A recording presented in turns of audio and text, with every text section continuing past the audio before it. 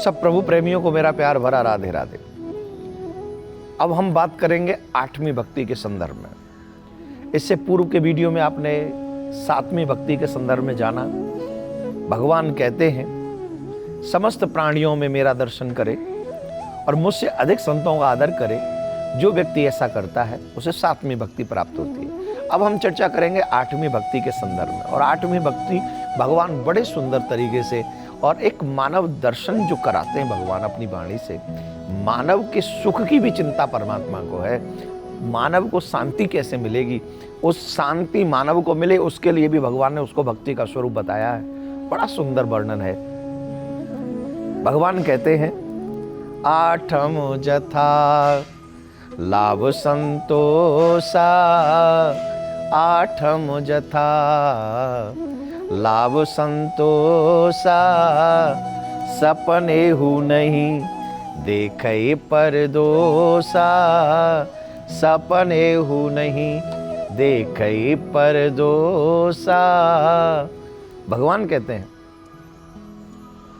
मेरी 8वीं भक्ति है, व्यक्ति जथा लाभ उसी में संतोष करे, मतलब जितना प्राप्त है उसी को अपना समझकर उसी में आनंद की अनुभूति करे। मतलब जो अप्राप्त है अगर उसके बारे में भी आप सोचते रहेंगे तो ये असंतोष होगा, और असंतोष आपको शांति प्रदान नहीं कर सकता। असंतोष आपको दुख ही प्रदान करेगा, शांति प्रदान नहीं करेगा, अशांति ही प्राप्त कराएगा। हमारे यहाँ कहते हैं ना, संतोषी सदा सुखी, लोभी सदा दुखी। कितने सिंपल शब्दों में कह दिया। भागवत में प्रसंग आता है सुदामा जी के लिए, विरक्त इंद्रियार्थेषु प्रशांत आत्मा जितेंद्रिय। प्रशांत आत्मा श्री सुखदेव जी महाराज सुदामा जी के लिए कह रहे हैं, उन सुदामा जी के लिए कह रहे हैं जिनके घर में खाने के लिए एक दाने भी नहीं है। जिनके घर में खाने के लिए दाने नहीं है उनके लिए भगवान कह रहे हैं, और सुखदेव जी कह रहे हैं कि वो प्रशांत आत्मा है। उनसे ज्यादा प्रसन्न कौन हो सकता है? क्यों? क्योंकि उन्होंने अपनी इच्छाओं का दमन किया है। वो जितने में मिलते, ना भी मिले तो भी संतोषी। खैर मैं ये तो नहीं कह सकता आज के युग में कि हम लोग न मिले तो उसमें भी हम सोचे, पर हाँ, जब आवे संतोष धन सब धन धूर समान। जब जीवन में संतोष का धन आता है तो सारी सुख सुविधाएं व्यर्थ हो जाती हैं, किसी काम की नहीं रहती हैं। तो जितना लाभ हो उसमें संतोष करे। और इससे भी बड़ी बात भगवान दूसरे चरण में कह रहे हैं, सपने हु नहीं देखई परदोषा। ये बहुत बड़ी बात भगवान ने कह दी। पहले पूर्व काल के प्राणी दूसरों के गुण और अपने अवगुण देखा करते थे।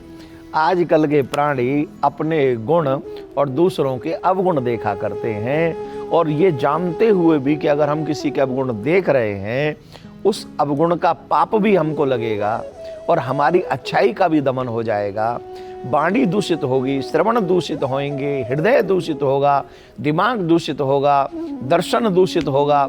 इसके बावजूद भी व्यक्ति दूसरों के अवगुण देखता है और अपने गुणों का आप देखेंगे बहुत जगह मिलेंगे आपको समाज सेवी की होर्डिंग। बहुत बड़े बड़े होर्डिंग्स आजकल मिलते हैं, करें न धरें लेकिन नाम मेरा होना चाहिए। ये क्या है? वो व्यर्थ का गुण है जो जबरदस्ती क्रिएट किया जा रहा है भी नहीं पर किया जा रहा है। इस अवगुण से बचिए। जब भी अपने आप के विषय में जानने की कोशिश हो तो अपने अवगुणों को देखें और दूसरों के गुणों को देखें। राम जी कह रहे हैं सपने हु नहीं देखई परदोषा। स्वप्न में भी पराये अवगुण नहीं देखने चाहिए।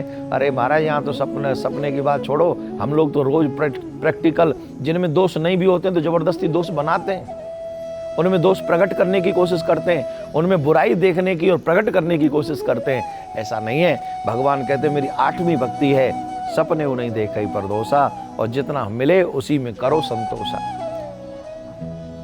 8 जथा लाभ संतोषा। अवगुण किसी के मत देखो, अपने देखो, गुण दूसरों के देखो, जितना मिल जाए उसी में संतोष रखो।